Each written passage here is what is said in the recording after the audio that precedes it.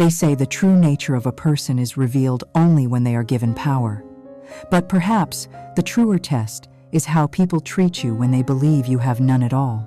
On a rain-lashed evening in New York City, inside the golden warmth of the five-star restaurant known as the Gilded Cage, a young man named Ethan was learning this lesson in the cruelest way imaginable.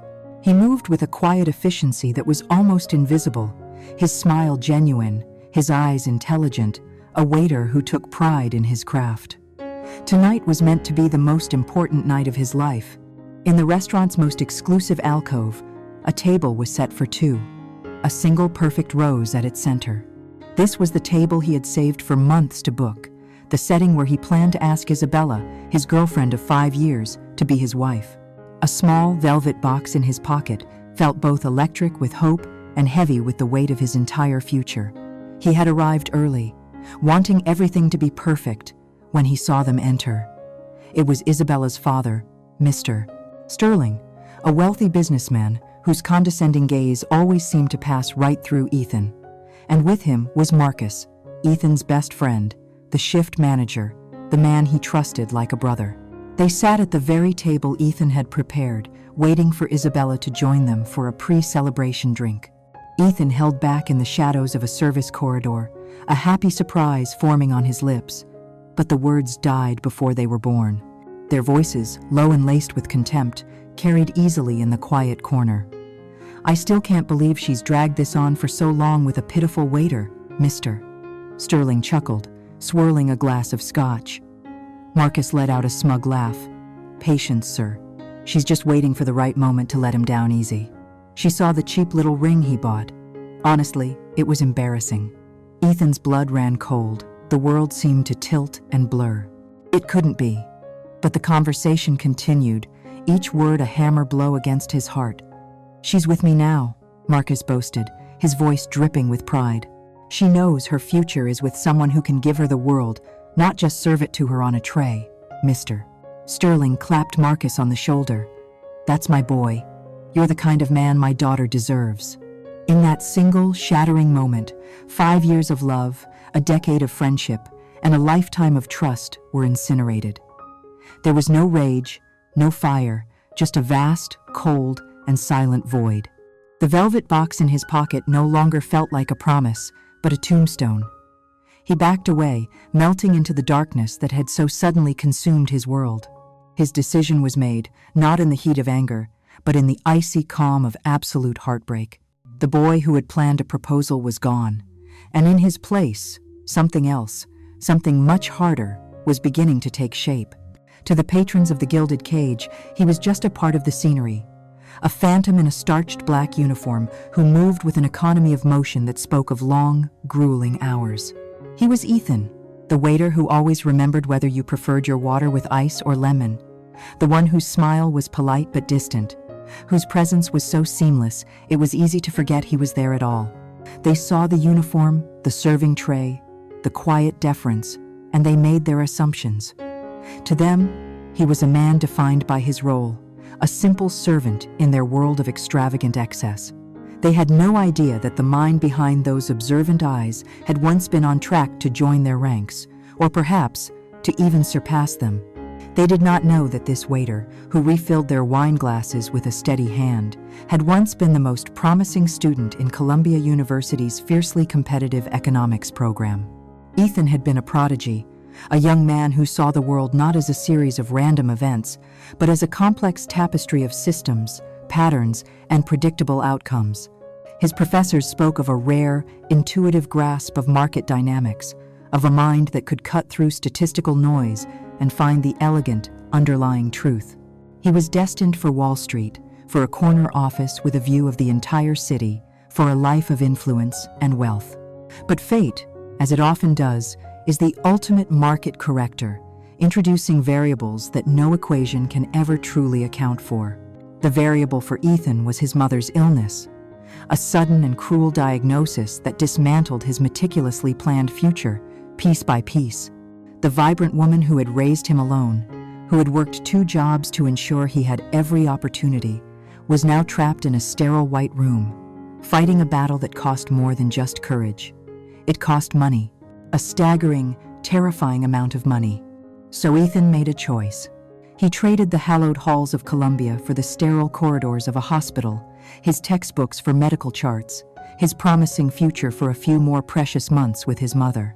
He took the job at the Gilded Cage because the tips were good and the hours were flexible enough to allow him to be by her side. He told himself it was temporary, a strategic retreat, not a surrender. But then his mother was gone, leaving behind a void of silence and a mountain of debt. The temporary station became a permanent reality. He stayed at the Gilded Cage, the familiar routine, a comfort in his grief, the physical exhaustion, a welcome distraction from the hollowness inside him. And it was there, in that gilded prison, that he poured all of his remaining hope into one person, Isabella. They had met at Columbia, in a lecture hall where he had once debated economic theory with a passion that had captivated her. She was beautiful, the daughter of the formidable businessman, Mr. Sterling, and she seemed drawn to Ethan's quiet intensity, his brilliant mind. When he dropped out, she had seemed supportive, framing his sacrifice as a noble, romantic gesture. She loved telling her friends the story of the brilliant boy who gave up everything for his mother. It painted her as a compassionate, understanding partner, one who wasn't superficial. But slowly, subtly, the narrative began to change. Her support became tinged with a delicate, carefully veiled shame. She would avoid introducing him to her father's influential friends, or if she had to, she would mumble his profession, quickly changing the subject.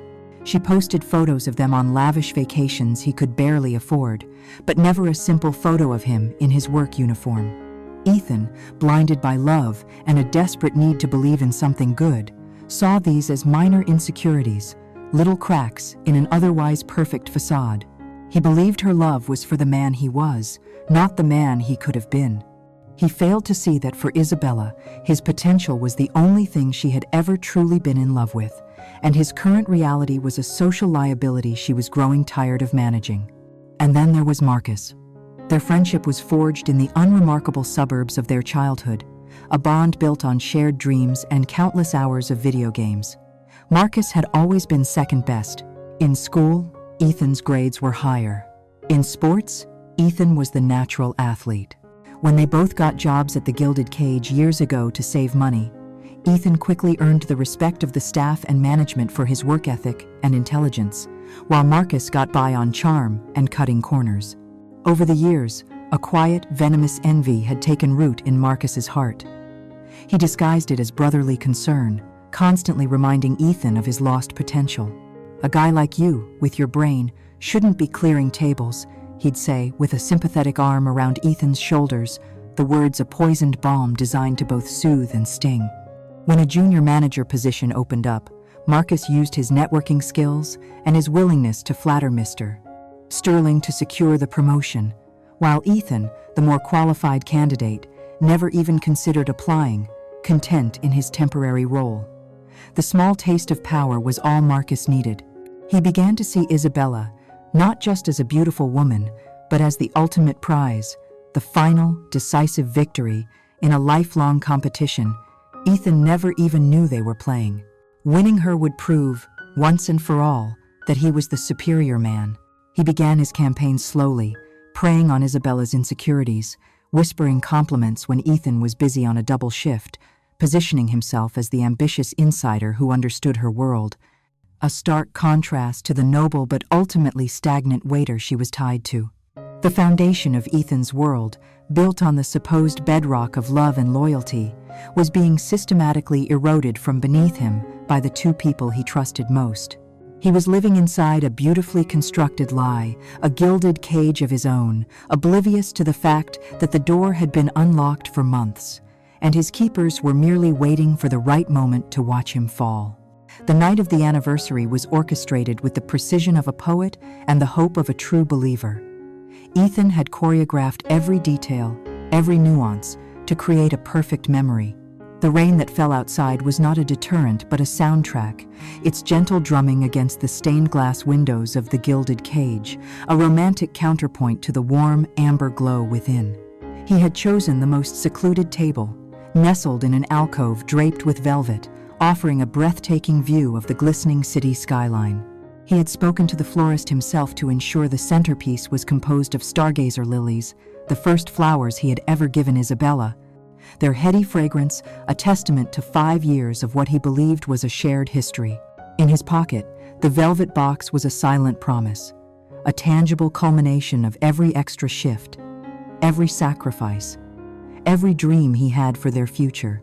He pictured her face, the way her eyes would widen in surprise, the joyful tears, the simple, beautiful yes that would change everything. Hope was a living, breathing thing inside his chest, warm and intoxicating. He was just making a final adjustment to the silverware when he saw them, their silhouettes framed for a moment in the grand entryway. Mr. Sterling, exuding an aura of dismissive power, and Marcus, wearing a suit that was just a little too expensive, a smile that was just a little too self-satisfied. Ethan's initial thought was a flicker of annoyance. Their presence felt like an intrusion on his sacred moment. He ducked behind a large marble pillar, planning to wait for them to be seated elsewhere before he revealed himself. It was from this vantage point, shrouded in shadow, that his world was systematically and brutally dismantled. The first words that reached him felt like a mistake, a misinterpretation. Mr. Sterling's voice, a low rumble of condescension, was unmistakable. "I still can't believe she's dragged this on for so long with a pitiful waiter," he said, the words slithering into the quiet alcove. Ethan's breath caught in his throat. He must have misheard. He strained to listen, a cold dread beginning to seep into his bones, chasing away the warmth of moments before. Marcus's laugh was the sound of betrayal itself. It was light, easy, and utterly devoid of loyalty. "Patience, sir. She's just waiting for the right moment to let him down easy. She told me she saw the cheap little ring he bought. Honestly, it was embarrassing." The world tilted. The beautiful, fragrant lilies on the table suddenly seemed funereal. The ring in Ethan's pocket burned like a brand of shame. His mind flashed back to the day he bought it, how he'd held it up to the light in the jeweler's shop, imagining it on her finger. He remembered the jeweler's kind smile, the feeling of pride, of taking a real step toward a real future. A future that, according to his best friend, was nothing but a joke. He felt a wave of nausea, a desperate urge to step out, to scream, to demand an explanation. But he was frozen, pinned in place by the sheer, stunning cruelty of what came next. "She's with me now," Marcus declared. And in those 5 words, Ethan felt the entire structure of his life collapse into dust. "We've been together for the better part of a year. She knows her future is with someone who can give her the world, not just serve it to her on a tray. While he was working that double shift last month to save up for this dinner, I was booking our flights to Paris. She deserves better than a man whose greatest ambition is getting a good tip." A memory, sharp and painful, pierced through Ethan's shock. Isabella calling him from a supposed girls' trip, her voice distant, the sound of a foreign siren in the background, which she had dismissed as a movie she was watching. The lie was so blatant now, so insultingly simple. He had been a convenience, a placeholder, a fool. Mr. Sterling's voice sealed the verdict. "That's my boy. You're the kind of man my daughter deserves. Ambitious. A winner. Once this little charity case is out of the picture, that promotion to regional director is yours." The rage Ethan expected to feel never arrived. The searing heat of betrayal, the volcanic eruption of anger, it simply wasn't there. In its place was something far more terrifying, a perfect, chilling, and absolute calm. It was as if a switch had been flipped inside him, turning off every emotion, every vulnerability. The part of him that loved, that trusted, that hoped, had been executed without ceremony. What remained was an observer, a strategist, a mind now unbound by the foolish sentimentality that had made him so blind. He looked at the 2 men, laughing at his expense, planning a future over the wreckage of his own. They were not people to him anymore. They were variables in a new equation, problems to be solved.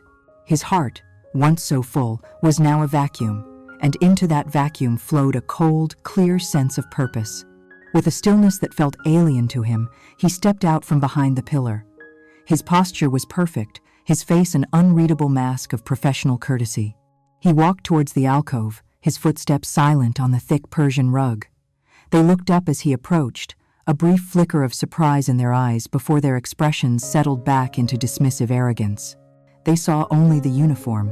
Marcus even had the audacity to smirk, as if enjoying the dramatic irony of Ethan serving him at this very moment. Ethan's hand was perfectly steady as he picked up the chilled water pitcher from the service stand. "Good evening, Mr. Sterling."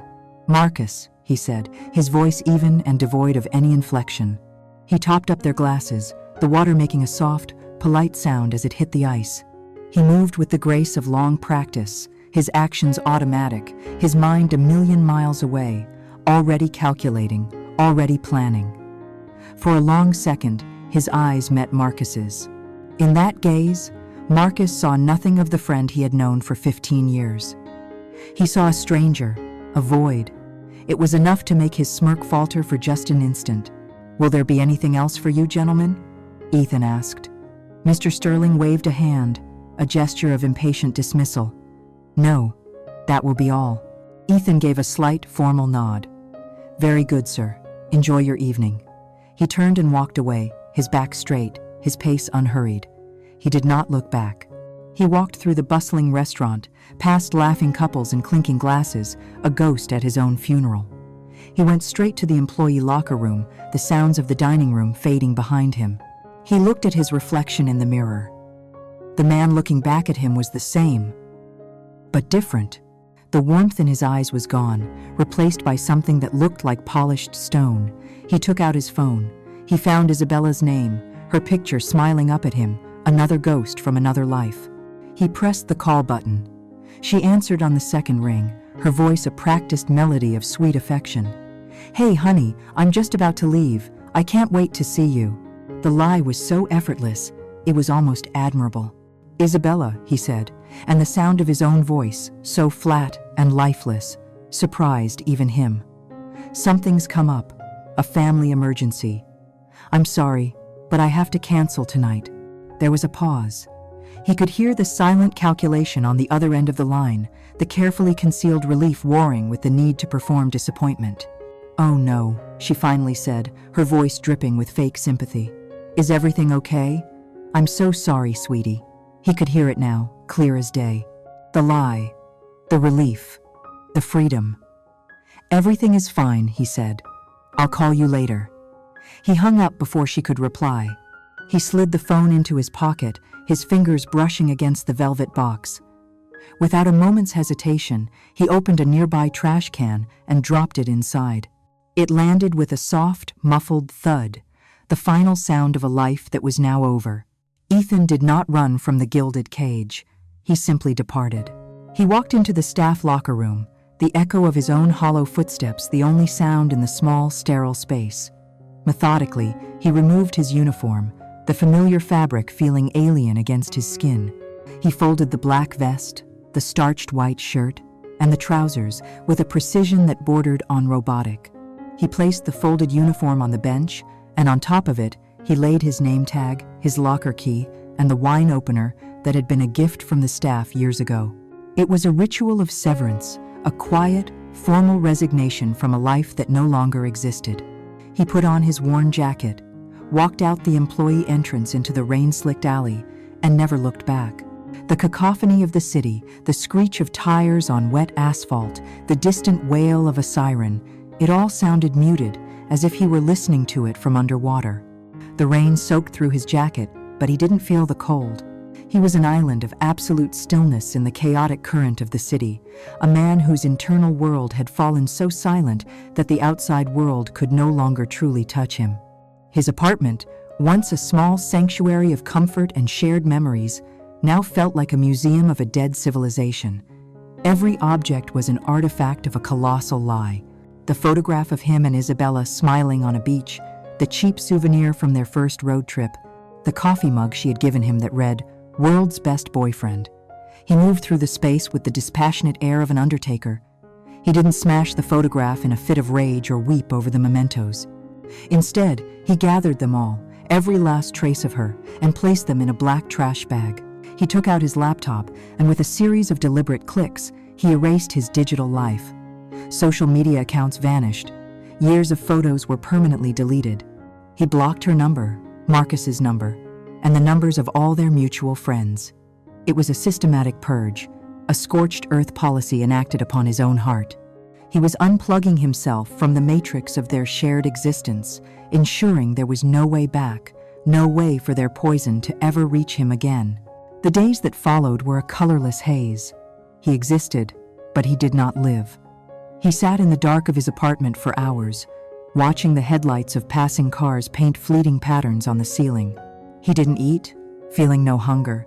He didn't sleep, feeling no fatigue. He was in a state of purgatory, suspended between a past that had been a lie and a future that was a blank, terrifying void. This was his rock bottom, but it was not a place of violent despair. It was a place of absolute zero, where all emotional and spiritual motion had ceased. He thought of his past not with sadness, but with the cold, analytical mind he had once applied to economic models. He dissected the last 5 years, viewing his love as a catastrophic investment in a fraudulent company. He had ignored the warning signs, overlooked the suspicious data, and poured all his capital into a venture that was designed to fail from the beginning. He had been played, not because he was unintelligent, but because he had been naive enough to believe that love and loyalty were assets that couldn't be corrupted. The pain was so immense, so total, that it had transcended feeling and become a state of being. It was the air he breathed, the silence he inhabited. Weeks bled into one another. The world tried to claw its way back in. Ignored knocks echoed at his door. The mailbox downstairs overflowed with junk mail and bills he didn't open. He was a ghost in his own life, waiting for a final fade to black.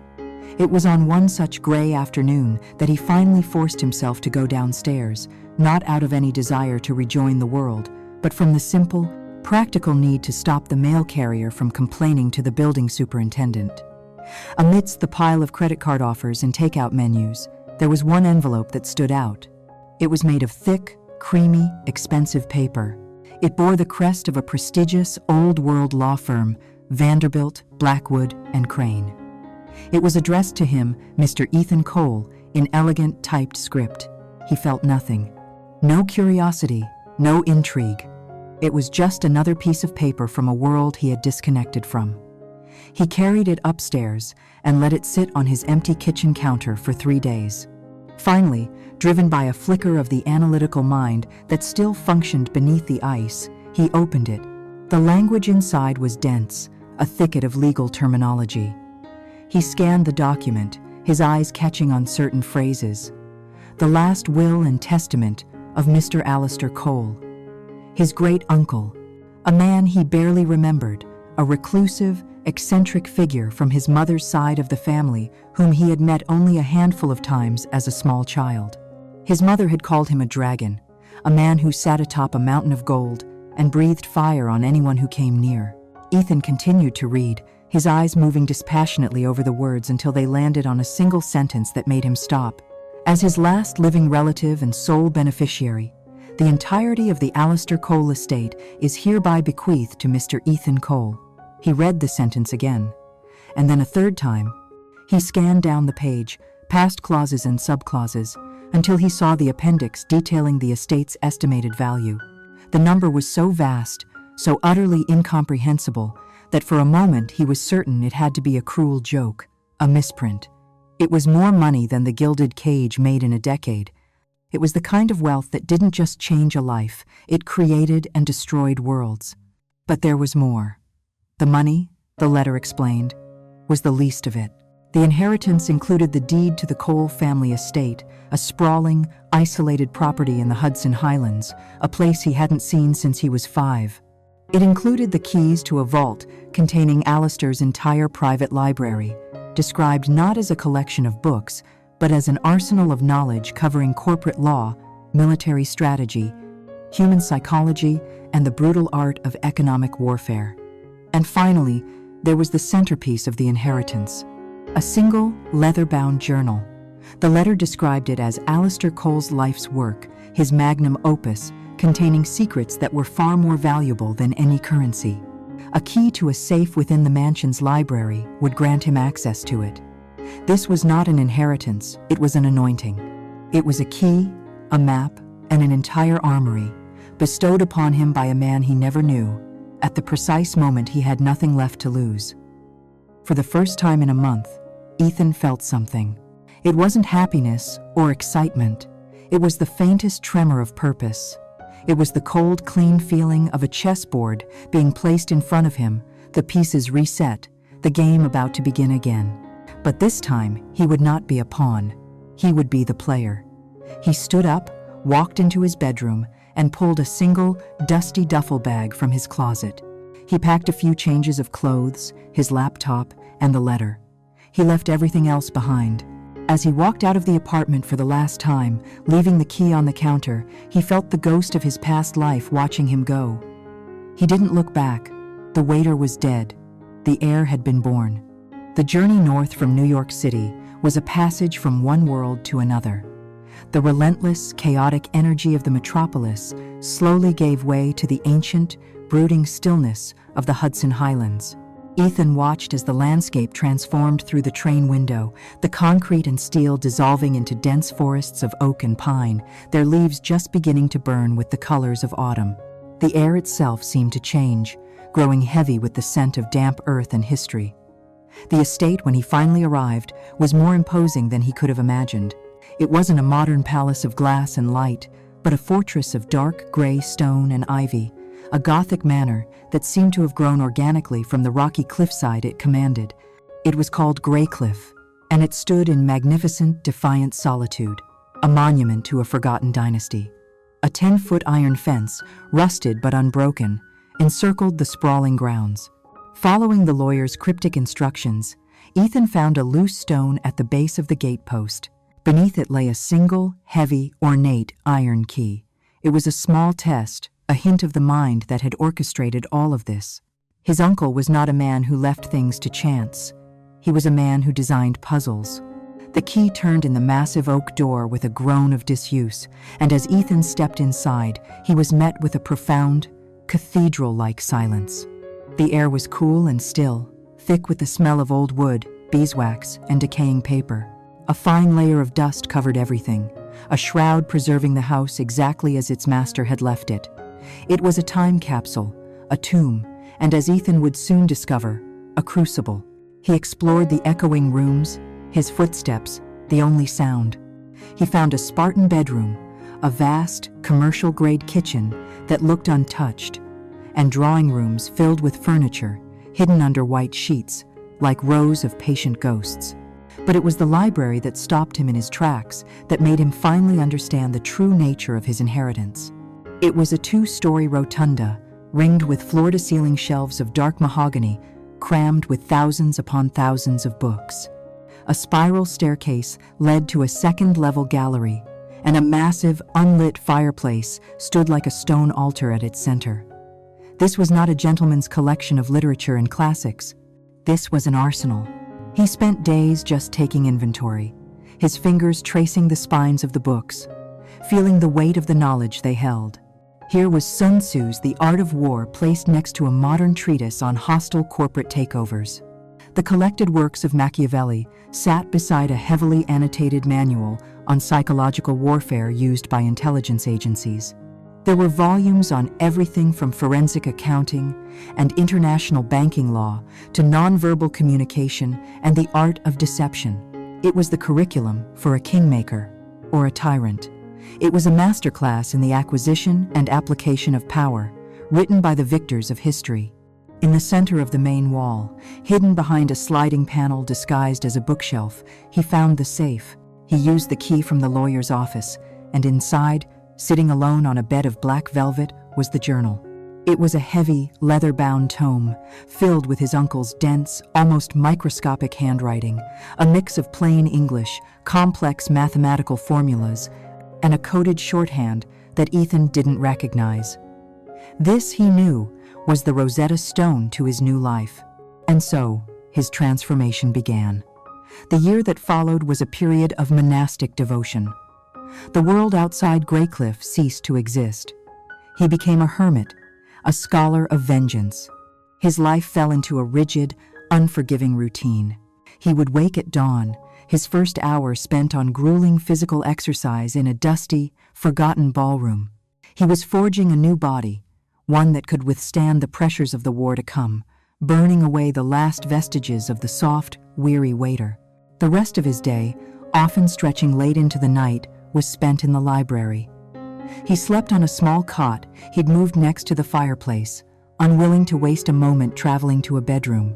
He devoured the books, not just reading them, but absorbing them, cross-referencing their strategies, internalizing their cold, hard logic. He learned that sentiment was a vulnerability, that loyalty was a currency to be spent wisely, and that in the world of high finance and absolute power, morality was a luxury reserved for spectators. His primary focus was the journal. Deciphering his uncle's code became his obsession. It took him 3 months of relentless work, cross-referencing symbols with financial charts and historical events mentioned in the text, until finally the code broke. And what it revealed was breathtaking. The journal was not a diary of feelings, it was a blueprint for a predator. It detailed Aleister Cole's greatest triumphs and failures, analyzing each with surgical precision. It contained strategies for dismantling companies from the inside out, for manipulating markets through fear and greed, for finding the hidden leverage points in any person or organization. It was a testament to a philosophy of utter pragmatism. The market is a battlefield, not a garden. One translated entry read, "Do not try to nurture it, dominate it." Another stated, "Find a man's vanity, his debt, or his secret, and you will own his will." Using a small fraction of his inheritance, Ethan began to apply the lessons. He made his first trades, small, surgical strikes in obscure markets, testing the journal's principles. He learned to read the rhythm of the stock market as a living entity, to feel the pulse of its fear, to exploit its greed. His initial investments, guided by his uncle's ghostly hand, yielded astonishing returns. The capital began to multiply, slowly at first, and then with incredible speed. With each successful transaction, his confidence grew, solidifying into a cold, unshakable certainty. He was not just learning, he was molting, shedding the skin of his former self. He cut his own hair, leaving behind the boyish style Isabella had liked for something shorter, more severe. He ordered new clothes online, simple, impeccably tailored suits in shades of black and charcoal gray, the uniform of the world he was preparing to invade. He was crafting a new identity, forging an armor of wealth and power. One evening, after a full year had passed, he stood before the bank of glowing monitors he had installed in the library. He was tracking a complex series of currency trades, his mind effortlessly processing the torrent of data. He caught his reflection in the dark screen. The face that stared back was his, but it was not. The soft, hopeful eyes of the waiter were gone, replaced by a gaze that was flat, patient, and predatory. It was the gaze of a hunter who had spent a year sharpening his claws and studying his prey. The grief that had hollowed him out was gone. The pain of betrayal had been transmuted, alchemized into a singular, unyielding purpose. The education was complete. The capital was ready. The student had become the master. The period of preparation was over. It was time to leave the fortress and begin the hunt. The time for study was over. The time for war had begun. From the stone fortress of Greycliff Manor, surrounded by the wisdom of the dead and armed with the capital of a king, Ethan set in motion the creation of his weapon. It would not be a gun or a bomb, but something far more potent in the modern world, a corporation. He reached out through encrypted channels to a law firm in Geneva, a firm so discreet that it barely seemed to exist, a firm his uncle's journal had referred to as the undertakers of inconvenient assets. Following the journal's precise instructions, he constructed a corporate entity that was a masterpiece of legal misdirection. It was a labyrinth of shell companies and offshore holdings, with ownership layered through trusts in the Cayman Islands, bearer shares in Panama, and proxy directors in Liechtenstein. The structure was designed to be a black hole for information, a corporate ghost whose true master was utterly untraceable. At the heart of this web, he placed his company. He named it Phoenix Capital. The name was a private declaration, a secret known only to him. It was a symbol of his own rebirth from the ashes of a life burned to the ground by betrayal. To the world, it would be just another soulless corporate moniker. To him, it was a promise. His command center remained the ancient library at Greycliff, but he transformed one wing of it into a minimalist, high-tech nexus of global finance. A sweeping arc of silent, black monitors was installed along one wall, a stark, geometric contrast to the centuries of old mahogany shelves. The quiet hum of powerful servers now provided a constant undertone to the house's oppressive silence. Here, Ethan lived and breathed the market. He was a ghost in the machine, a disembodied will directing vast sums of money across the globe from the seclusion of his ancestral home. He was the sole employee, analyst, and CEO of a firm that was about to become a legend. Phoenix Capital did not announce its arrival on Wall Street with a cannon blast. It arrived like a whisper of fog. Its first moves were so small, so subtle, they were practically invisible, designed to test the waters and build a track record without attracting attention. It would acquire a small, insignificant stake in a struggling biotech firm, only for that firm to announce a breakthrough patent a month later, sending its stock soaring. It would buy up the distressed debt of a forgotten Rust Belt manufacturer, and weeks later, a government infrastructure bill would be passed that made the company's assets immensely valuable. To the wider market, these were lucky guesses, statistical anomalies. But to the keenest observers, the grizzled veterans of the trading floor, a pattern began to emerge. The moves were too precise, too prescient. There was an intelligence behind them, a terrifyingly patient and analytical force that saw value where no one else did and anticipated market shifts with uncanny accuracy. Whispers began in the exclusive steakhouses of Lower Manhattan and on the encrypted forums where elite traders exchanged gossip. The name Phoenix Capital began to be spoken, always with a mixture of awe and apprehension. Who were they? Was it a rogue hedge fund? A foreign government sovereign wealth fund? No one knew. Phoenix had no office in New York, no listed phone number, no public-facing partners. All attempts to pierce the corporate veil led to dead ends in foreign jurisdictions. They became a myth, a ghost on the market, a phantom that moved with silent, deadly efficiency, leaving a trail of astonishing profits in its wake. Ethan cultivated this mystique deliberately. Anonymity was his shield and his greatest strategic asset. He operated based on a core principle from his uncle's journal: become a force of nature. Men do not get angry at a hurricane, they simply get out of its way. He never engaged in hostile public takeovers. Instead, his method was far more insidious. He would identify a company that was fundamentally strong but plagued by a single human weakness: a complacent board, a corrupt CEO, a family feud among its owners. Then, like a virus, Phoenix would quietly acquire a position, gather its intelligence, and wait. At the precise moment of maximum vulnerability, a weak earnings report, a personal scandal, it would use its leverage, not to attack, but to assist.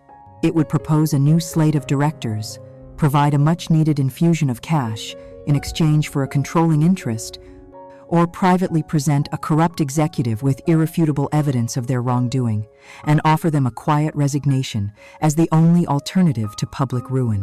The result was always the same. The weakness was excised with surgical precision, the company's value skyrocketed, and Phoenix Capital's profits swelled, all without a single headline grabbing battle. This methodology was not just about making money. Every trade, every acquisition, was a training exercise, honing the skills and strategies he had learned from the journal. He was stress-testing his uncle's philosophies in the real world, and with each victory, his war chest grew from the merely vast to the truly obscene. His initial inheritance was now just a seed, a tiny fraction of the fortune he commanded. And all the while he gathered intelligence. Using anonymous brokers and cutout firms, he commissioned the most expensive and thorough private investigation firms in the world. Their target was singular: Sterling Hospitality Group. He didn't just want financial statements, he had those already. He wanted the human element. He wanted to know every secret, every debt, every private vice of its board members. He had detailed reports compiled on Marcus's gambling habits, on Mr. Sterling's over-leveraged real estate deals, and on Isabella's unsustainable spending. He mapped their lives, their fears, and their pressure points with the cold detachment of a general mapping an enemy battlefield. He knew which executives were unhappy, which board members felt slighted by Mr. Sterling's arrogance, and which major investors were growing nervous. Ethan himself remained a ghost. He lived like a shadow, his only human contact the encrypted messages with his lawyers and brokers. He felt nothing for the billions accumulating under his name. The money was not a source of pleasure. It was simply ammunition. It was the means to an end, the raw material for the justice he planned to forge. He found a grim, quiet satisfaction in the work, in the elegant execution of a complex plan, in the knowledge that with every passing day, his power grew while his enemies remained blissfully, arrogantly unaware. After 2 years of relentless, silent work, the moment had come. The legend of Phoenix Capital was cemented in the psyche of Wall Street as an unstoppable, unknowable force. His financial resources were, for all practical purposes, infinite. His intelligence on the target was complete. The period of preparation, of forging the weapon, was over. Seated in the deep silence of the library, the glow of the monitors illuminating his face, Ethan typed a new stock symbol into his main tracking window. SHG Sterling Hospitality Group. The price flickered onto the screen, a tiny, insignificant number. He watched it for a long moment, his face impassive. Then, with a single, deliberate click of the mouse, he initiated the first buy order. The ghost had begun its hunt. While Ethan was being reborn in the crucible of solitude and vengeance, the world he had left behind was celebrating. 2 years had passed since his silent departure, and in that time the lives of those who had betrayed him had blossomed into a garish, ostentatious spectacle of success. Far from the silent, stone fortress of Graycliff, in the glittering heart of Manhattan, Marcus was holding court. He stood in the center of a private dining room at a restaurant even more exclusive than the Gilded Cage, a glass of champagne in his hand, his laughter echoing a little too loudly. The occasion was his official promotion to Regional Director of Operations for Sterling Hospitality Group. It was the prize Mr. Sterling had promised him, the final payment for services rendered in the quiet, brutal assassination of Ethan's future. Isabella was draped on his arm, a vision in couture, her smile as bright and hard as the diamonds sparkling at her throat. She looked at Marcus with a practiced adoration, the perfect image of a proud, supportive fiancé. Mr. Sterling stood nearby, observing the scene with the quiet satisfaction of a king watching his chosen courtiers perform. He had kept his word. Marcus had proven himself to be a useful, malleable tool, and rewarding him cemented his loyalty.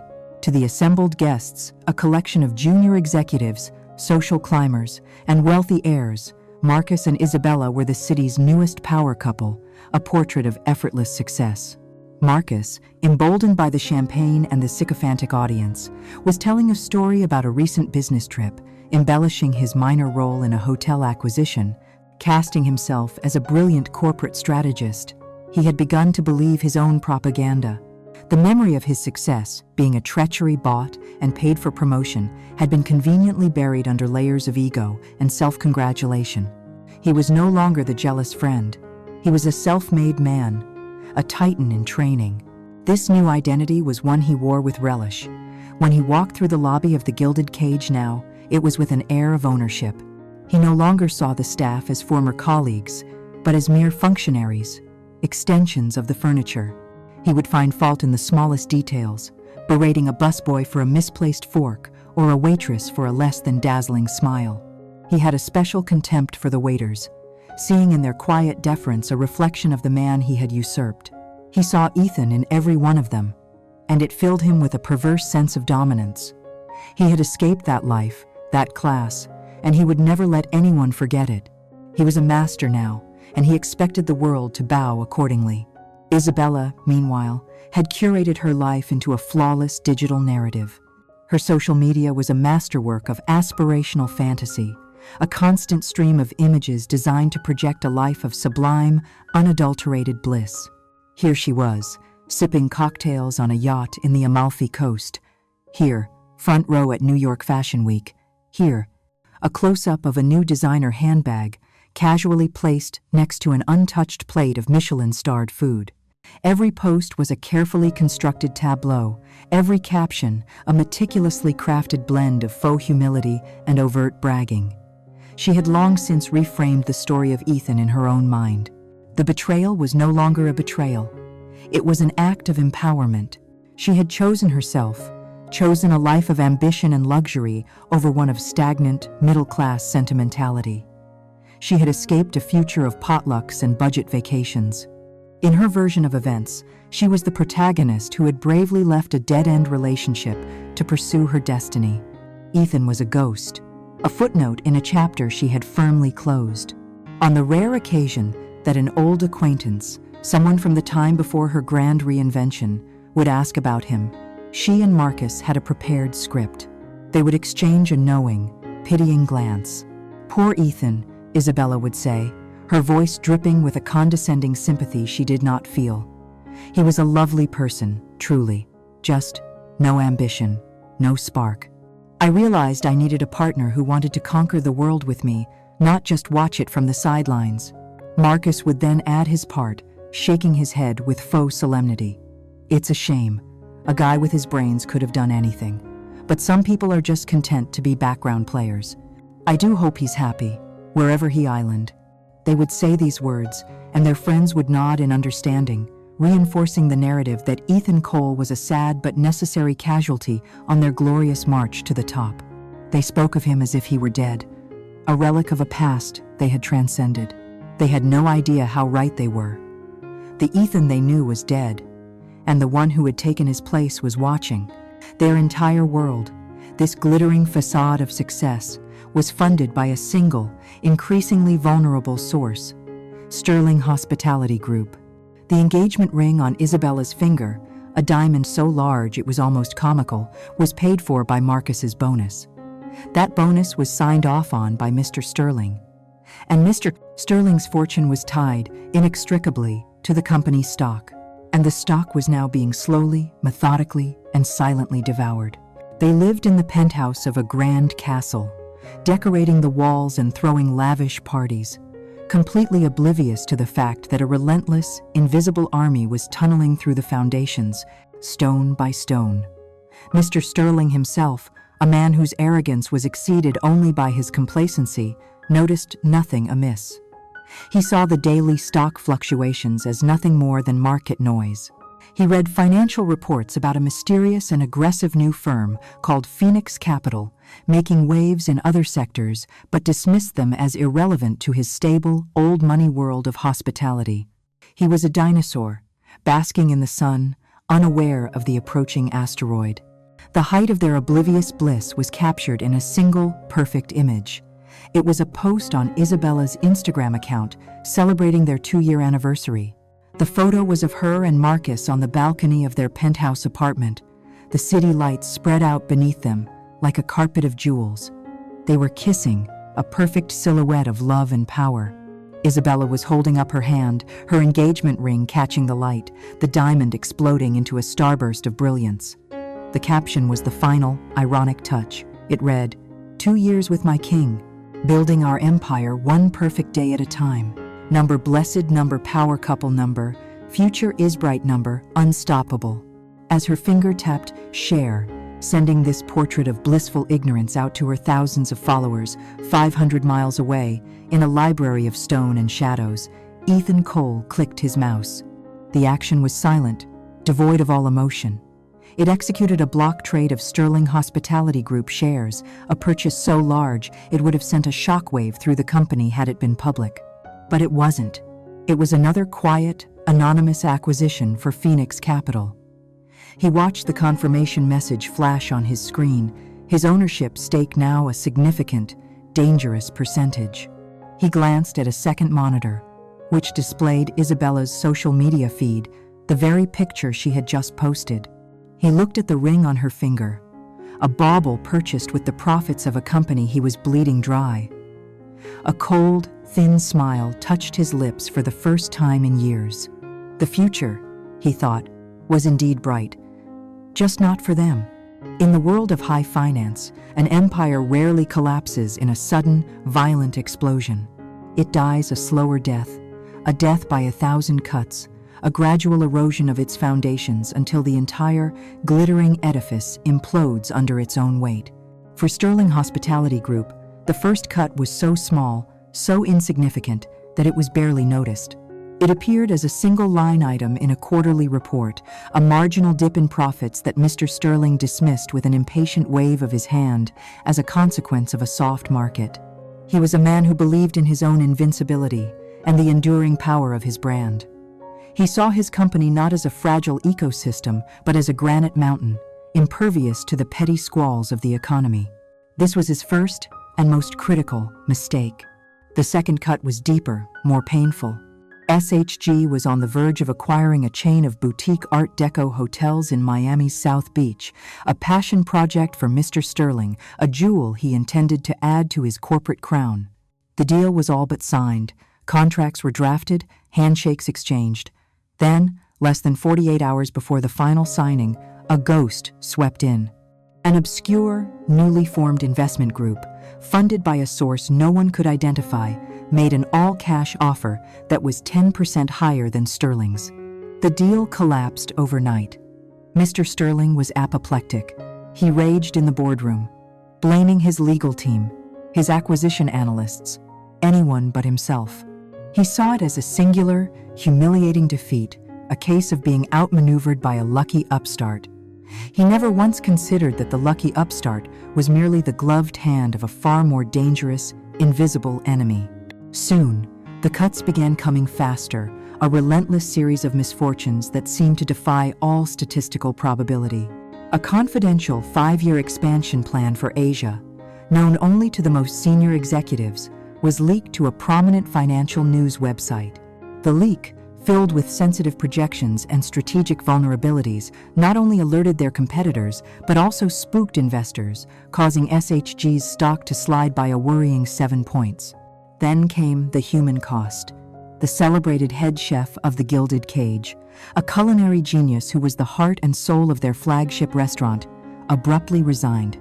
He had accepted an offer to launch a new restaurant in Dubai, an offer so astronomically generous that SHG couldn't possibly hope to match it. The loss was a devastating blow to the brand's prestige, and Marcus, in his role as regional director, was left scrambling to contain the damage, his blustering confidence beginning to show its first cracks. While Marcus was dealing with the culinary crisis, the company's core operations were being bled. Their long-term supplier of Egyptian cotton linens and bespoke silverware, a family-owned business they had worked with for decades, was suddenly acquired by a private equity firm. The first act of the new ownership was to terminate all existing contracts and triple their prices.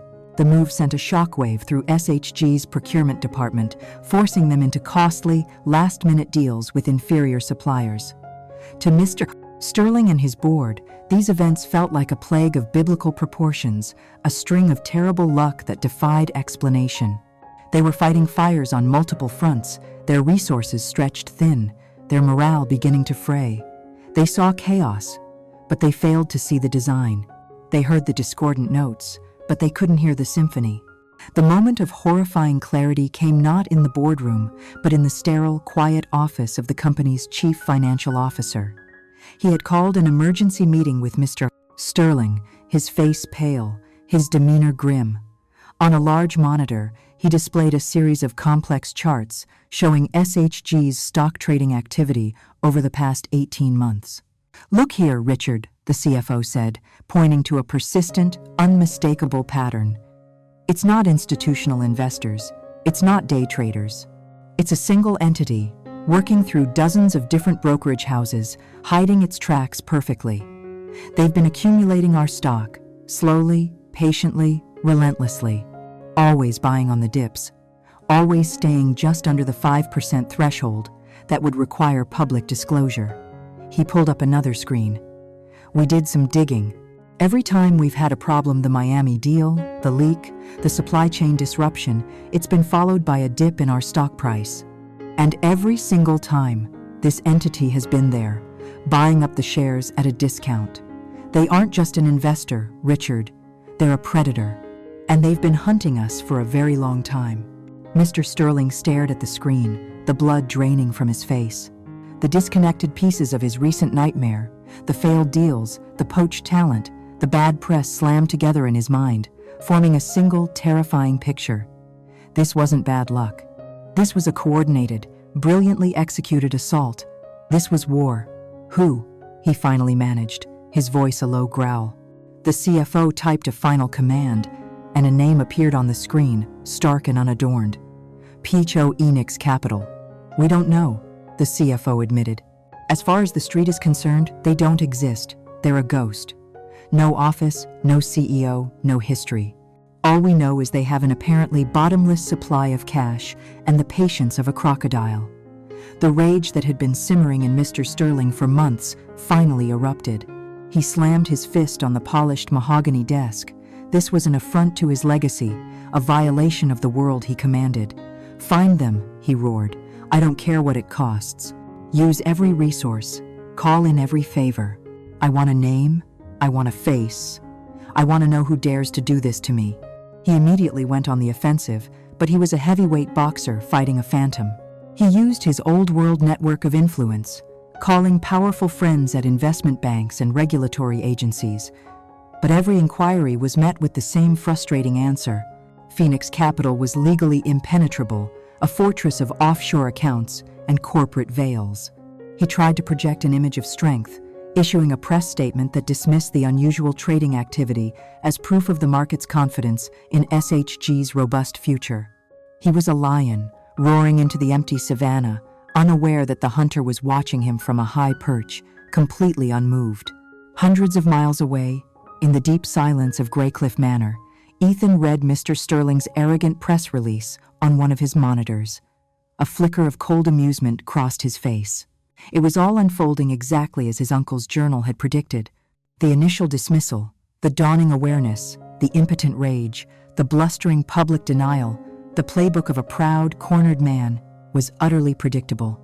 Sterling was fighting the last war, using obsolete weapons against a new and invisible form of enemy. He was fighting the storm itself.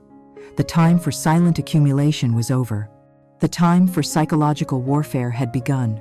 With the calm precision of a surgeon, Ethan drafted a formal letter. It was sent anonymously from a law firm representing a significant block of concerned shareholders. The letter politely but firmly requested a full, independent audit of all executive compensation packages, travel expenses, and recent capital expenditures. It specifically highlighted the newly created regional director position and the budget overruns on projects overseen by one Mr. Marcus Thorne. The letter landed on Mr. Regional Director position, Sterling's desk the next morning like a declaration of war. The shot had been fired. The noose was now visible. The phantom had just whispered in the king's ear, "I am in your castle." The letter from the concerned shareholders landed in the boardroom of Sterling Hospitality Group with the impact of a grenade. The polite, measured language of the text did nothing to conceal the brutal violence of its intent. It was a declaration of internal war. The request for an audit, specifically targeting executive expenses and Marcus Thorne's projects, was a masterstroke of psychological warfare. It bypassed Mr. Sterling's outer defenses and struck directly at the heart of his command, turning his own boardroom into a nest of suspicion and paranoia. The immediate effect was chaos. Board members who had long harbored quiet resentments toward Sterling's autocratic rule now saw a potential shift in the balance of power. Whispers started in the hallways. Alliances began to fracture. Everyone was a potential traitor. Everyone was a potential suspect. Mr. Sterling's reaction was a volcanic eruption of fury. He saw the letter not as a legitimate corporate inquiry, but as a personal, insolent challenge to his throne. His first act was to summon Marcus to his office. The meeting was not a strategy session between allies. It was an interrogation. The patriarchal warmth Sterling had once shown, Marcus was gone, replaced by the cold, reptilian gaze of a man who suspects he has been cheated. He tossed the letter across his desk. "Explain this," he demanded, his voice dangerously low. "Your expense reports, your budget overruns on the Las Vegas renovation. Did you think I wouldn't notice? Did you think you were untouchable?" Marcus stammered, his face pale with sweat. The bravado and self-satisfaction he had worn like a second skin for 2 years evaporated, revealing the scared, insecure man beneath. He tried to defend himself, speaking of unforeseen costs and market conditions, but his words were weak, hollow. He realized, in that terrifying moment, that he was not the heir apparent. He was just an employee, a disposable asset, and his benefactor was now looking at him as a liability. The foundation of his new life, built on the bedrock of Sterling's favor, had just been shaken to its core. While Sterling was busy trying to root out the perceived traitors within his own walls, he was completely oblivious to the far greater danger that was gathering on his flank. He was so focused on the visible threat to his company that he failed to protect his personal empire. This was exactly what Ethan had anticipated. The shareholder letter was a feint, a brilliantly executed distraction designed to draw the enemy's attention to the front lines, while the real, killing blow was being prepared in secret. Back in the stone silence of Greycliff, Ethan spent an entire night with his uncle's journal. He wasn't reading the sections on market manipulation or corporate takeovers. He was reading a much older, more personal chapter, one written 2 decades ago. It detailed Alistair Cole's early business dealings with a young, brash, and reckless real estate developer named Richard Sterling. His uncle's analysis of the man was as prophetic as it was damning. "Richard is an artist of the facade," the entry read. "He builds glittering towers of glass and steel, but they are monuments to his own ego, financed by mountains of debt. His entire private fortune is a house of cards, built on the sands of leverage. He is perpetually one bad deal, one strong economic headwind, away from total collapse." The journal then detailed the precise nature of Sterling's primary vulnerability, his private development firm, Sterling Properties, and its over-reliance on a single, regional bank for its high-risk financing. Sterling Properties was currently engaged in its most ambitious project yet, the Sterling Ascend, a hyper-luxury condominium tower in a trendy, oversaturated market. It was a vanity project of the highest order, and as Ethan's own intelligence confirmed, it was dangerously leveraged. The trap was set. Now, it was time to spring it. Ethan's attack was indirect, invisible, and utterly devastating. Through a series of anonymous subsidiary companies, Phoenix Capital began to move. The first step was to acquire a controlling interest in the primary concrete and steel supplier for the Ascend project. Within weeks, the supplier began to experience unforeseen logistical challenges. Critical shipments were delayed. The quality of materials suddenly dropped, and prices, due to a volatile commodities market, began to skyrocket. Construction on the Sterling Ascend ground to a halt, the half-finished concrete skeleton, now a monument to Sterling's hemorrhaging finances. The second step was to attack the source of the money. Phoenix Capital, using its immense financial weight, began to systematically target the regional bank that held Sterling's massive construction loan. They didn't attack it directly. Instead, they bought up the debt of the bank's other struggling clients, becoming a major creditor. They initiated a series of aggressive, bearish trades on the bank's own publicly traded stock, driving its price down and creating panic among its investors. The bank's board, suddenly finding itself under immense financial pressure, was forced to take immediate action to de-risk its loan portfolio.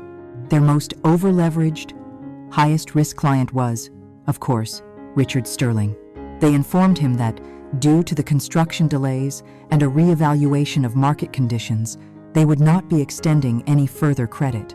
Worse, they wanted him to put up more of his own capital immediately, or they would be forced to call in the entire loan. The final step was to destroy the project's reputation. Ethan, through anonymous, untraceable channels, began feeding information to influential real estate bloggers and financial journalists. The stories were subtle at first, raising concerns about the Sterling Ascend project's viability. They highlighted the construction delays, whispered of financing problems, and questioned the wisdom of building such an expensive tower in a softening market. The negative buzz was toxic. Potential buyers for the luxury condos began pulling out, demanding their deposits back. The project was no longer just stalled. It was radioactive. For Richard Sterling, the world turned into a waking nightmare. The project that was meant to be his crowning legacy was now a financial black hole, a vortex threatening to swallow his entire personal fortune. The daily interest payments on the loan were crippling. His suppliers were holding him hostage. His bank was threatening to foreclose. He was trapped in a tightening financial vice, and the pressure was becoming unbearable. He called in every favor he had, pleaded with other banks, but no one would touch the toxic project. He needed cash, a massive amount of it, and he needed it now. He looked at his portfolio, his mind racing with desperation. There was only one asset he held that was liquid enough, valuable enough, to provide the kind of money he needed to stave off personal bankruptcy and utter ruin. His massive, controlling block of voting shares in Sterling Hospitality Group. The decision was agonizing. Selling those shares meant relinquishing the absolute control he held over his family's legacy, the company his own father had built. It was an admission of defeat, a public humiliation. But the alternative was to lose everything. With a heavy heart and a shaking hand, he made the call to his private broker. He gave the order to sell a substantial portion of his personal holdings, enough to cover his immediate debts. He instructed the broker to do it quietly, to break the sale into smaller blocks to avoid spooking the market. But a sale of that magnitude could not be hidden. Far away, an algorithm that Ethan had designed, an algorithm programmed to watch for this very eventuality, screamed an alert across his monitors at Greycliff. A massive volume of SHG shares was being drip-fed onto the market from a source that could only be Richard Sterling himself. The moment had come, the squeeze had worked perfectly. With the calm, detached focus of a grandmaster executing the final move of a long and complex game, Ethan instructed Phoenix Capital to buy. Every share Sterling sold, Phoenix absorbed. The market barely registered a ripple. It was a silent, massive transfer of power, occurring in the invisible realm of digital transactions. Mr. Sterling received the infusion of cash he so desperately needed, believing he had narrowly averted disaster. He had no idea that in order to save his house of cards, he had just sold the keys to his kingdom to the very ghost that was haunting him. The emergency meeting of the Sterling Hospitality Group Board was convened on a Tuesday morning, under a sky the color of slate. The atmosphere in the top-floor boardroom was funereal. This was a room built for conquest, a chamber of power with a 20-foot mahogany table polished to a mirror sheen and a panoramic window that offered a god's-eye view of the city. But today, there were no conquerors here. There were only the defeated, the bewildered, and the damned, all waiting to meet their new master. At the head of the table sat Richard Sterling. The past few months had savaged him, carving new lines of stress around his eyes and mouth. The swaggering arrogance was gone, replaced by a brittle, exhausted fury. He had been outmaneuvered, his personal fortune decimated, and forced to sell a controlling stake in his own family's company. He was a king presiding over the formal surrender of his kingdom. To his right sat Marcus, his face a mask of nervous tension. The internal audit, initiated by the concerned shareholders, had put him through hell. Every expense, every decision had been scrutinized. He had survived, but the experience had stripped him of his illusions. He was a courtier whose patron was losing power, and he was terrified of what would come next. Across from him sat Isabella. She was not a board member, but her father had insisted she be there, a final, defiant symbol of the Sterling dynasty. She sat in silence, her hands clenched in her lap, sensing the palpable fear in the room. Her world of effortless luxury and social triumph suddenly felt fragile, perched on the edge of a precipice she couldn't see. They were all clinging to a single, desperate hope, that the new owner, the mysterious principal of Phoenix Capital, would be a man of their world, a known quantity, a fellow predator from the Wall Street jungle whom Sterling could negotiate with, flatter, and perhaps, in time, manipulate. The company's lead counsel, a grim-faced man named Abernathy, cleared his throat, the sound unnaturally loud in the tense silence. "As you are all aware," he began, his voice a dry monotone, "due to a recent and substantial acquisition of common stock, a new entity now holds a 58% controlling interest in this company. The entity, Phoenix Capital, has exercised its right to call this meeting for the purpose of introducing its sole principal, who, as per the bylaws, will be assuming the role of chairman of the board, effective immediately. He paused, looking towards the grand double doors at the end of the room. He is waiting to enter. A collective, nervous energy rippled through the room. Sterling straightened his tie, his face setting into a mask of stoic dignity. Marcus nervously adjusted his cuffs. Isabella held her breath. They all stared at the doors, waiting for the future to walk in. They imagined a grizzled corporate raider in his 60s or a brash tech billionaire in his 30s. They were prepared for a fight, for a negotiation, for a new chapter in the game they all understood. They were prepared for anything except the truth. The click of the latch was like a gunshot in the silent room. The heavy oak doors swung slowly, silently inward, pushed open by an unseen hand. A figure stood silhouetted against the bright light of the outer hallway. He was tall and lean, his form perfectly framed by a suit so dark it seemed to absorb the light around it. He stood there for a single theatrical beat, letting the anticipation in the room build to an unbearable pressure. Then, he took a step forward, into the light of the boardroom, and the world stopped. It was not a stranger. It was a ghost. It was Ethan. But it was an Ethan they had never known, an Ethan that should not, could not, exist. The soft, deferential posture of the waiter was gone, replaced by a stillness that radiated absolute confidence. The cheap uniform was gone, replaced by a bespoke suit that cost more than the car Marcus drove. The kind, hopeful eyes that had once looked at them with such misplaced love were gone. In their place was a gaze of chilling indifference, the calm, patient eyes of a man who had stared into the abyss and remade it in his own image. Time itself seemed to warp and stretch as their minds struggled to reconcile the impossible vision before them. For Richard Sterling, the shock was so profound it felt like a physical blow, a fist to the solar plexus that drove all the air from his lungs. His brain presented him with two irreconcilable facts. This was the face of the insignificant boy his daughter had discarded, the pitiful waiter he had mocked. And this was the face of the financial phantom who had dismantled his life's work and broken his will. The cognitive dissonance was so violent that the room began to spin. He felt a strange, tingling numbness in his hands. The ghost he had been hunting, the faceless demon of Phoenix Capital, was the boy who had served him his scotch. It was a joke of such cosmic, malevolent proportions that his mind simply fractured. Marcus's reaction was one of pure, primal terror. The blood drained from his face, leaving behind a sickly, grayish pallor. He didn't just see the waiter he had betrayed. He saw the friend whose intelligence he had always secretly envied and feared.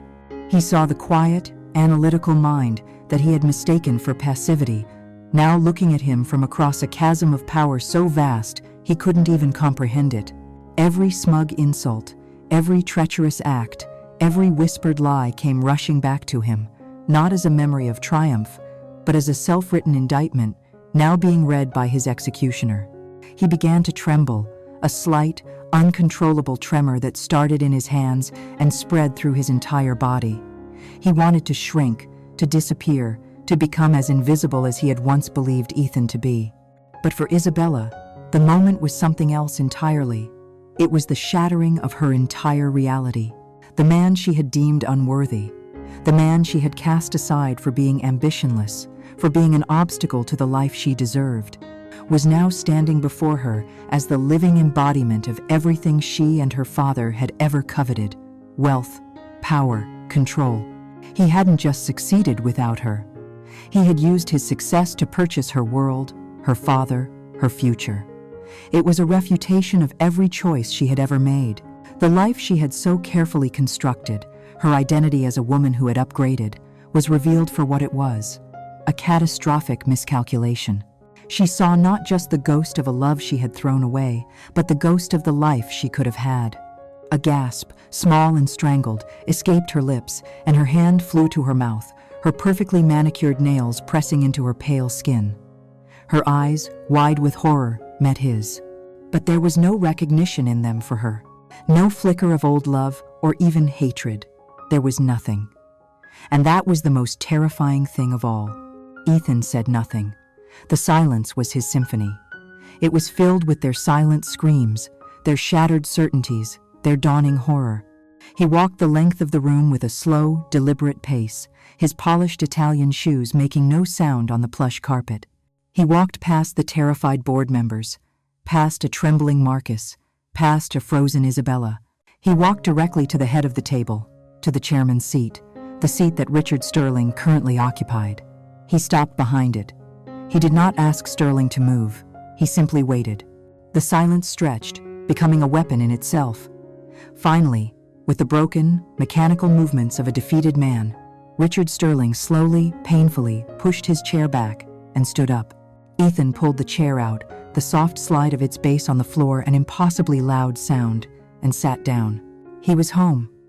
He placed his hands on the cool mahogany of the table, surveyed the room of shattered people, and let his cold gaze finally rest on the three individuals who had created him. The hunt was over. The reckoning was about to begin. Ethan let the silence in the room stretch, letting them suffocate in it. He observed them with the detached curiosity of a scientist studying specimens under a microscope. He saw their shock curdle into fear, their fear into a dawning, sickening comprehension. When he finally spoke, his voice was not loud, not angry, not triumphant. It was calm, measured, and carried the chilling weight of absolute authority. "This meeting is now in session," he said, the simple words cutting through the tension like glass. He folded his hands on the polished table, his gaze sweeping across the terrified faces of the board members before finally settling on Richard Sterling. "Before we discuss the future of this company," he began, "I find it necessary to first address its culture. For decades, Sterling Hospitality has prided itself on a reputation for excellence, for valuing its assets. But an asset is only as valuable as your ability to correctly identify its worth.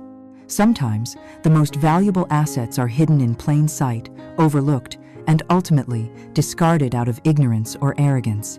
A company that makes a habit of such miscalculations will inevitably find itself in the position we are in today, on the brink of collapse, begging for a savior." He paused, letting the words hang in the air. The board members shifted uncomfortably, unsure of where this was leading. Sterling's face was a thunderous mask of confusion and rage. "Allow me to present a case study," Ethan continued, his voice as smooth and cold as the marble floor. "It concerns a former employee of this company's flagship restaurant, the Gilded Cage, a waiter. This waiter was, by all accounts, a model employee. Punctual, diligent, loyal. He had given up a promising academic future to care for a dying parent, and he worked double shifts without complaint to pay off the debts left behind. He believed in this company. He believed in the people he worked for, and the people he loved. He foolishly believed that his worth was measured by his character, not by his uniform." As he spoke, he looked directly at Marcus, whose face had gone as white as a sheet. Marcus knew this story. He knew where it was going, and a low, panicked dread began to crawl up his spine.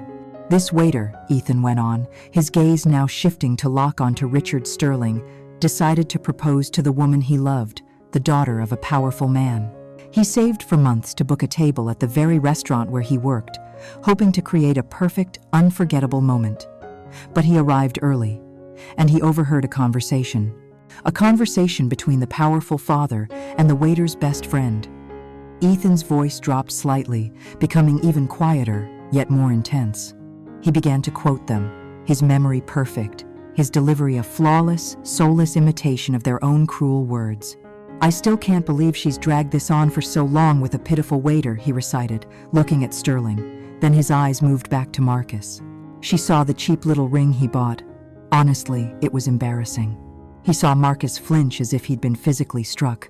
Finally, his gaze fell upon Isabella, who looked as if she were about to faint. He learned that his 5 years of love had been a performance, that the woman he was about to propose to was merely letting him down easy until she could dispose of him. He learned that he was considered nothing more than a charity case. He let the ugly words echo in the tomb-like silence. He leaned forward slightly, his voice losing its narrative tone and becoming a blade. That waiter, whose world was dismantled in this company's restaurant, whose future was mocked by this company's executives, whose heart was broken by this company's founding family, was me. The confession, so simple and so direct, was more powerful than any shout. It was the final, horrifying confirmation that their worst nightmare was real. The culture I spoke of? Ethan said, his gaze sweeping over all of them now. It is a culture of decay. A culture that looks at a human being and sees only a uniform. A culture that rewards treachery and mocks loyalty. That is the sickness at the heart of this company. And I am the cure. He straightened up, his demeanor shifting from storyteller to executioner. Which brings me to the first item on today's agenda, a complete restructuring of senior management. He tapped a key on a small, integrated console in the table. The large screen on the wall, previously displaying the SHG logo, flickered to life. It showed a file, a detailed analysis of the Western Regional Division's performance over the last 2 years. It was a sea of red numbers, missed targets, declining profits, and shockingly inflated expense reports. "Mr. Thorne," Ethan said, not even bothering to look at Marcus. "Your performance as regional director has been, to put it mildly, abysmal. But your performance as a thief has been quite impressive." Another tap, and detailed scans of Marcus's expense reports appeared, with lavish personal purchases, jewelry, vacations, gambling markers from Las Vegas casinos highlighted in red. "For gross incompetence, fiscal malfeasance, and embezzlement, you are fired, effective immediately. The head of security is waiting for you outside this room. Your personal effects from your office will be mailed to you." Marcus made a choked, gurgling sound, his body slumping in his chair as if his spine had been removed. All the color, all the life, drained from him, leaving a hollow, defeated shell. "Item 2, Ethan continued, his tone unchanged. "A corporate redundancy review." The screen changed again, now displaying a cost-benefit analysis of the marketing department, specifically a subdivision called Brand Ambassadorship. "It is the conclusion of this board's new leadership that this department provides a negligible return on its exorbitant investment. It serves no practical purpose beyond vanity. Therefore, the entire department is being dissolved. All positions within it are terminated, effective immediately." He did not say Isabella's name. He didn't have to. He had just erased her job, her title, her entire professional identity with a single impersonal keystroke. Isabella let out a soft, broken sob, her carefully constructed world crumbling into ash around her. Finally, Ethan turned his full attention to the man at the end of the table. "And finally, Mr. Sterling." He did not use the screen this time. This was a private execution. He leaned forward again, his voice a confidential, venomous whisper that only those at the table could hear. "We don't need to discuss your disastrous leadership here. We can save that for another time. Perhaps we can talk about your highly leveraged private real estate deals, or the creative accounting you used to fund the Ascend Tower. Or perhaps we can have a longer conversation about your network of private, undeclared bank accounts in the Cayman Islands, details of which, surprisingly, were found in a certain journal I recently inherited." Richard Sterling's face, which had been red with rage, turned the color of ash. He looked as if he had aged 20 years in 20 seconds. This was not a business attack. This was annihilation. "You have 2 options, Richard," Ethan said. "The use of his first name, a final, intimate insult. You can tender your resignation from this board and from all associated companies by 5 o'clock today. You will walk away in silence. Or we can forward my findings to the SEC, the IRS, and the U.S. Attorney's Office. The choice is yours." He had won. It was total. It was absolute. He had taken everything from them, their power, their money, their pride, their futures. He stood up, the chair sliding back silently. The rest of the board was frozen, a collection of statues carved from fear. Ethan looked down the table at the 3 broken figures, the ruined executive, the weeping socialite, and the defeated patriarch. His face was a mask of cold, serene emptiness. He had felt nothing, no joy, no satisfaction, just the quiet, clean click of a lock falling into place. "The banquet," he said, his voice resonating in the dead silence of the room, "is over. He turned his back on them and walked toward the doors, his footsteps the only sound, leaving them behind in the wreckage of the world they had built. The aftermath of the battle was not a triumphant celebration, but a profound and unnerving silence. Ethan stood alone in the chairman's office, the office that had, until a few hours ago, been the epicenter of Richard Sterling's power. It was night, and the city of New York was spread out before him, a breathtaking tapestry of infinite, glittering lights. This was the view from the summit, the prize at the end of the war. He had won. He had achieved everything he set out to do. He had reclaimed his honor, exacted his justice, and taken possession of the very kingdom that had scorned him. Yet, as he stood there, surrounded by the opulent spoils of his victory, he felt no joy, no elation, no satisfaction. He felt only a vast, cold, and hollow emptiness. He ran his hand over the impossibly smooth, cool surface of the mahogany desk. This was the throne, the symbol of the absolute power he now wielded. But it felt like just a piece of wood. He looked at his reflection in the dark glass of the panoramic window. He saw the sharp suit, the severe haircut, the eyes that had forgotten how to show warmth. He saw the predator he had become, and he felt a quiet, mourning grief for the man he had been forced to kill along the way, the trusting, hopeful waiter who believed in love and loyalty. That man was as much a casualty of this war as Sterling or Marcus. He had set out to destroy his enemies, but he had not realized that in the process, he would have to destroy a part of himself. The revenge was complete, but it had come at the cost of his own innocence, and he now felt the profound, crushing solitude of a king who rules an empire of ghosts. On the desk, next to a stack of files detailing the company's ruinous finances, lay the leather-bound journal. It had been his Bible, his teacher, his sole confidant on this dark pilgrimage. He had read it cover to cover 100 times, memorized its strategies, internalized its cynical, brilliant philosophy. He picked it up, the worn leather familiar in his hand, and opened it to the very last page. It was a page he had always skipped over, a final entry written in a different, more complex cipher, one that seemed less like a strategic analysis and more like a personal confession. In his previous life, the code had been meaningless to him. But now, after having lived and breathed the world of his uncle, after having walked in his footsteps and waged his kind of war, he looked at the strange symbols and felt a sudden, intuitive flash of understanding. He sat down in the chairman's leather chair, and with a pen and a blank sheet of paper, he began to decipher the final message. The words that emerged from the code were not about money or power. They were about a broken heart. The entry was dated 40 years ago. It told the story of two young men, Alistair Cole and Richard Sterling, friends and ambitious partners who dreamed of changing the face of fine dining in New York. The concept for the Gilded Cage, its name, its philosophy of theatrical luxury, had been Alistair's creation, the product of his quiet, reclusive genius. Sterling was the charismatic salesman, the face of the operation. They were a perfect team, but Sterling's ambition was poisoned by greed. The journal described, in short, brutal, painful sentences, the ultimate betrayal. Sterling had used Alistair's trust to systematically cut him out, stealing their shared business plan, secretly securing financing with his own influential father, and legally dissolving their partnership, leaving Alistair with nothing but the ashes of their dream. Ethan sat back, the pen dropping from his fingers. A profound, chilling clarity washed over him. The entire world, which had seemed so chaotic and cruel, suddenly snapped into a perfect, terrifying focus. His life had not been a random tragedy. It was an echo.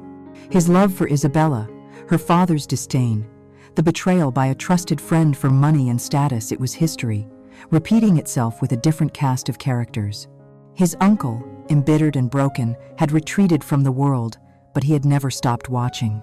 He had watched Sterling build an empire on the foundations of his stolen idea. And he must have watched as Sterling's daughter began dating his own great-nephew, the last of his bloodline. He must have seen the dark poetry in it, the chance to finally balance the scales. The inheritance was not a gift. It was a weapon, forged over 40 years of silent, patient hatred, and placed into the hands of a young man who had just been given the perfect motivation to wield it. Ethan wasn't just an avenger, he was an instrument. He was the final, living move in a chess game his uncle had started 4 decades ago. The emptiness in his chest began to recede, replaced by something heavier, more profound, a sense of cosmic order, of a generational debt finally being paid. His personal quest for justice was not a solitary act of vengeance. It was the closing of a circle, the fulfillment of a destiny he never knew he had. He had not only avenged his own broken heart, but the broken heart of the lonely, brilliant man who had chosen him as his heir. He stood up and walked back to the window, looking out at the city once more. He saw it differently now, not as a prize to be won, but as a vast, interconnected system of actions and consequences, of debts and payments, where the choices of one generation ripple through time to shape the lives of the next. He finally understood the true, unspoken lesson of his uncle's journal, the ultimate philosophy that underpinned every strategy. Never underestimate the silence of a person who has endured too much, because in that silence, they are not surrendering, they are not breaking, they are planning. His story, he realized, was over. But a new one was just beginning. He was now the chairman of a global corporation, a king on a throne he had seized in battle. The power he wielded was real, and the question of what he would do with it, what kind of man he would choose to be now, was a story yet to be written. The cycle of vengeance had ended with him. Perhaps a cycle of creation could begin. The story of one man's revenge is over, but the consequences of power and the ghosts of the past are eternal. Join us next time as we explore another family's darkest secrets and the lies that bind them until they finally break.